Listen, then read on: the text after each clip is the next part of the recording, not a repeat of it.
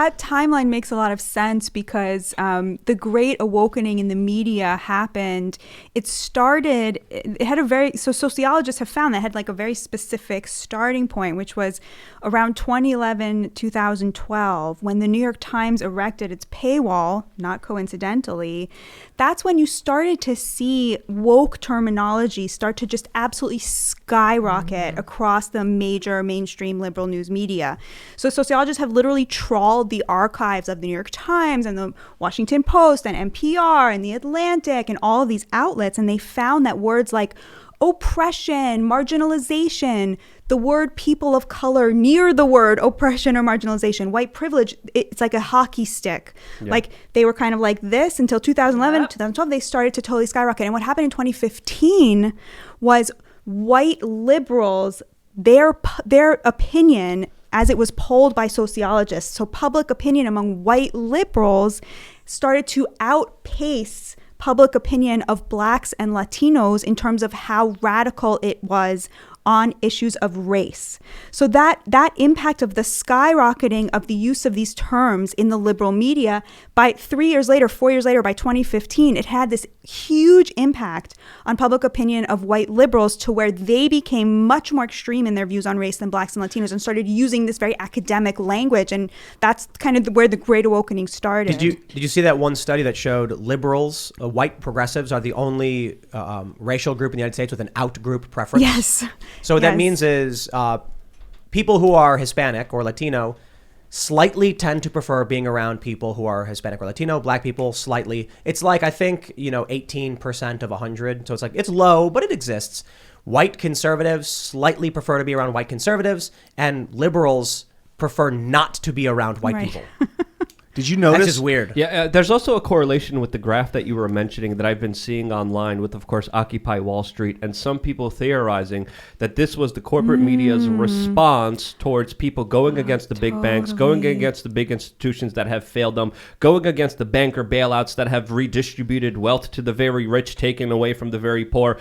And from what I'm seeing, it's a perspective of, holy crap, people are catching on to what we're doing. We need to divide and conquer them. Therefore, let's inject this language, which will help do that. Do you think that is a possible theory? Okay, so I'll give you a less conspiratorial version, and then you'll tell me if you find it convincing enough to abandon the more delicious conspiratorial version, which I could totally see why that's like a satisfying way to think about it. And I totally agree that this Great Awakening moral panic about race is a distraction from the real divide in America, which is the disgusting levels of income inequality and the class divide. So I agree with that part of it. I do personally think from the point of view of the news media, this was much more about the digital revolution in terms of media. I think it coincided with the New York Times erecting its paywall because what they started to do was what all of us in digital media do, which is be able to track what terms people clicked on, what terms made them close the browser, what words made them share things, what words made them engage online. And of course, engagement is the big measure of success for digital media. And so I think that there's a much less kind of big picture. There's just like a profit margin to where journalists have always been more liberal than Americans at large.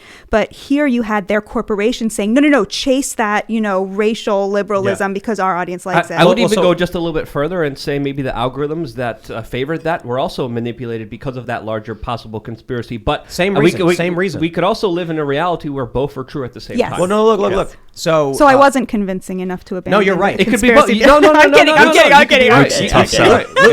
Luke's wrong. You're right. Because I've talked about this too. It's not just the media organizations were making money; it's that Facebook was as well. Yes. So Facebook incentivized in their algorithms terms like these. Now, I'm not saying I know for a fact they literally said we want this to appear more, but if the algorithm if the algorithm is simply designed, if someone clicks something, show it more, then terms that made people angry, injustice, were more likely to be shared. So this did a couple things. All of a sudden, we saw the rise of the digital blog. We saw the Huffington Post, BuzzFeed. As I often explain, for those who have heard it, forgive me, but for those who haven't, if you write an article that says police are racist, you'll get X views. If you write an article saying police are sexist, you'll get Y views. But if you write an article saying police are sexist and racist, those two keywords gives you an exponential boost. You'll get a bonus to the amount of traffic, because when an article gets a substantial amount of play, the algorithm boosts it more. So now that you're hitting two different communities, the anti-racism and the anti-sexism community, Facebook says, oh, wow, this one got 100,000, show it to another 20,000, see what happens. Meh, nothing. This one got 100,000, do the same thing. But when this article gets 200,000, whoa, show it to another 100,000, keep showing it. That one's getting way more traffic than normal. So the combination of terms gave rise to intersectionality, which was a big component in the precursor of the culture war, which then resulted in a lot of this, wokeness. But another really obvious component, you're familiar with Gamergate. Yes. So I can't tell you everything about Gamergate. Now nearly almost 10 years on. What I can say is a video game publication accusing a person of being racist makes no sense. But what happens is, if you are tasked, hey, we're going to make a video game website, what can you really write about? Well, some of these sites would be like, okay, a new game came out. We got a new Zelda game. Let's write all the tricks and tips, all of the items you can get. And then what? The next day you come into work and the editor goes, what are you going to write about? Well, I just finished writing about the Zelda game. And they're like, we need articles. I don't care what's going on. This developer tweeted a joke that's offensive. Write it up. And then all of a sudden they found the easiest way to get traffic was, can we accuse someone of being a bad person and it somehow relates to video games? And then all of a sudden you have these outlets being like, if we're going to keep writing news every single day, we need an angle. And that's a result of a dying angle company, is not video game. But just really a dying art form, because video game gameplay footage on YouTube took over. So now if you want to watch gameplay review, you don't read about it. You watch it on TV. And they were just scraping for life. There's an important question to answer here. Does the algorithm run us, or do we run the algorithm? So it's like did the chicken come or the egg come first? It runs us. I would argue that there are people tied into a lot of these big tech social media companies that are doing social human experimentation, are doing psychological experiments, just like Facebook has done and knowingly conducted, controlling our emotions. And I think there is even a bigger profit motive to make someone feel lonely, to feel sad, to feel depressed. And I think there is a correlation between our mental health decline and, of course, the onset and prominence of big tech social media. So I would say that I believe that both could be true, but I think what is more prevalent is the algorithm running us. That's my perspective. That's how I see it from my experiences. You see it differently, no, which I respectfully... I agree with you. Yeah. That's true. Yeah, it's the algorithm. It's not the people running us. It's the algorithm. It's definitely a running combination. It's like a self-fulfilling creation. We do have the article. This is from The Guardian. Facebook's sorry, almost, for secret psychological experiment on users. They've been doing this. They're probably still doing it. Facebook knows when you poop. But what happens is Facebook, YouTube, Twitter, whoever makes an algorithm, they're aiming for an outcome they can't program for. This is the danger of, I think, one of the big dangers of AI. But so YouTube says, we want content on YouTube that is long form with a high retention rate that hits issues, subject matter that people like. How do we do that? Okay, if someone clicks the video, that's a good sign. If someone watches for a long time, that's a good sign. And then we'll show everybody the same words that keep getting clicked. What happens? YouTube starts promoting Hitler doing Tai Chi with the Incredible Hulk singing nursery rhymes. Yes, so because bizarre. it was babies who watched the most and just watched 100% of videos because they don't touch anything. Oh, wow. This is what happens when a human programs an algorithm and then lets it run. The algorithm goes wild. So we ended up, like everything we're seeing right now, Rachel Maddow, right? Russia. It's called audience capture. Mm-hmm. Rachel Maddow can't admit she was wrong about it, so she just elides the controversy. She ignores it. Now she's coming out and claiming that Republicans forged electoral documents. The reality is, as is typical with any contentious election, Republican electors in 2020 filled out their electoral slates, sent them to the government. That's it. The same thing happened in 1960 with Hawaii, Nixon, and Kennedy. Well, Rachel Maddow could tell you the truth, but then she won't get traffic. Then her audience won't like what she has to say. So she just plays into that narrative. Humans become servants to the algorithm. After the algorithm chooses nonsense to be popular, the human plays along with it and pushes that same garbage. Okay, so I think I disagree with you guys. I think that from the point of view that I have, which is the point of view of elite media, or rather mainstream, legacy media, to me it seems like they have very much abandoned the idea of like mass readership. The New York Times is no longer going for a mass readership. They're going for elite, highly educated liberals based on the subscriber model. So now they only have to satisfy those. I think right now they have 7 million. We don't disagree. Interesting. We agree. Well, but I think you can't when you have such a small, everybody now, all the liberal outlets, including CNN, all of these people are going for the same. They don't want all Americans watching. They want 10 million affluent liberals. Those people are very specific in terms of what they're looking for. We agree. We're agreeing. We're agreeing. Yeah, I'm saying Rachel Maddow has a very small and specific audience that she can't betray. Right. So she'll say whatever needs to be said to keep them enthralled. But that's humans. That's not Facebook. Well, no, what I mean is someone creates an algorithm. The algorithm then generates a kind of content that people get attached to. Rachel Maddow then sees, here's a market share I can take based upon the algorithmic manipulation. So a better example is Black Lives Matter and police brutality. Videos that generate outrage get more shares and more interactivity than anything else. And so Facebook was inundated with police brutality videos. Police brutality accounts for a microscopic percentage of all police interactions, but they get clicks. So you have a generation of kids. This is the next component. Outside of the media making money, you had kids who were 15, 16 years old at the dawn of Facebook. They go on Facebook. All they see is police brutality over and over and over again because it was making money for these companies.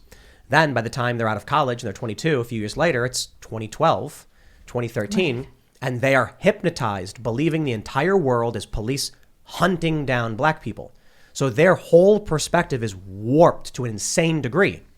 Rachel Maddow and people like her have found a captive audience who believe insane things that they can pander to. Right. But I have to say, specifically on that example, I feel like that one is very much a double-edged sword. Like, I don't believe that George Floyd's killer would be in prison if not for the algorithm doing that, because that would not have become a national story. And without it being a national story, would we have had that video? Would it have gone that way? And so I feel like it's such a double-edged sword. But should he be in prison?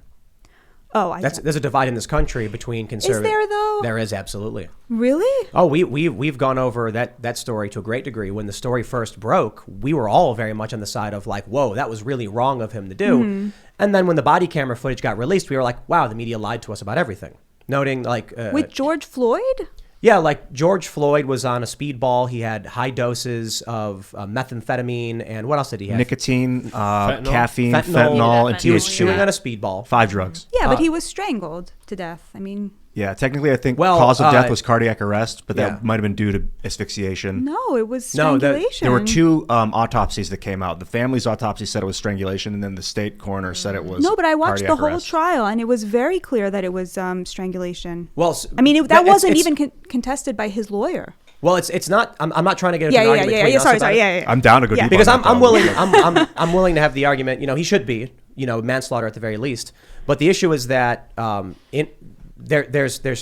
not so clear cut, and you probably have the more conservative side of things saying it's not clear cut that he should be in jail. One example is even in the trial, the use of force expert for the prosecution said that Chauvin would have been entitled to use even more force than he had already used. So I'm not saying you're wrong. I'm just saying there were issues where people see it differently, and so. Yeah. I actually just pulled up here from mystateline.com. I haven't checked it out, but an autopsy report confirmed George Floyd died from a cardiac arrest, which was, quote, complicated by law enforcement subdual. The cardiac arrest was caused by him being strangulated. That's what it says. Well, it says, it was complicated. Yeah. It was caused by probably complications due to law enforcement subdual. A better example is we choked him until he had a heart attack. A better example is probably like Kyle Rittenhouse. That's a perfect example. I'm sure we totally agree about that. That was disgusting. I mean, but this is what happens when maybe there's even a better example than that, like Russiagate or what I mentioned with Rachel Maddow and claiming Republicans forged documents. There's a desperate need to satisfy your subscriber base. We don't do that. We don't. We just talk about what we want to talk about. Sometimes people get mad at us. I've criticized people on the right, and all of a sudden I have people yelling at me, and I'm like, dude, whatever, if you think I'm just going to pander. And then they're like, it's really amazing. Cancel culture does exist for everyone. It doesn't mean it's not only on the left for sure. With the rise of subscription model, this is fascinating. What is the future of journalism? how can you keep a journalistic enterprise afloat and try and be the fourth estate and criticize everything and everyone when you have to have subscribers that'll leave if you start criticizing the people they love? Yep. Yeah. So the New York Times right now, 91% of its readership are Democrats. Now that takes a lot of work to get there for the paper of record. That's no easy feat, like something they did in the last 5 years, just like CNN, in 2012, as recently as 2012, both CNN and Fox News had a predominantly working class viewership. They had only 25% of both Fox and CNN had a college degree. Over the course of the last, 10 years or whatever, CNN lost half of its working class audience. Wow. It signaled to working class libs, this channel is no longer for you. How did it do that? With wokeness, because wokeness is a smokescreen for a class divide. It's being perpetuated by white liberal elites who are literally lining their pockets with this stuff, to avoid talking about a class divide that they have benefited from. Thanks for checking out this segment from the Timcast IRL podcast. If you want to watch live, you can check out this channel Monday through Friday at 8 p.m. And don't forget to smash that like button, subscribe to this channel, and if you want more unfiltered and uncensored content with all of these guests, go to timcast.com and become a member. All of these guests you know and love in exclusive segments on our website where we are unrestricted in what we talk about, so you'll definitely not want to miss it. Thanks for hanging out. We'll see you all next time.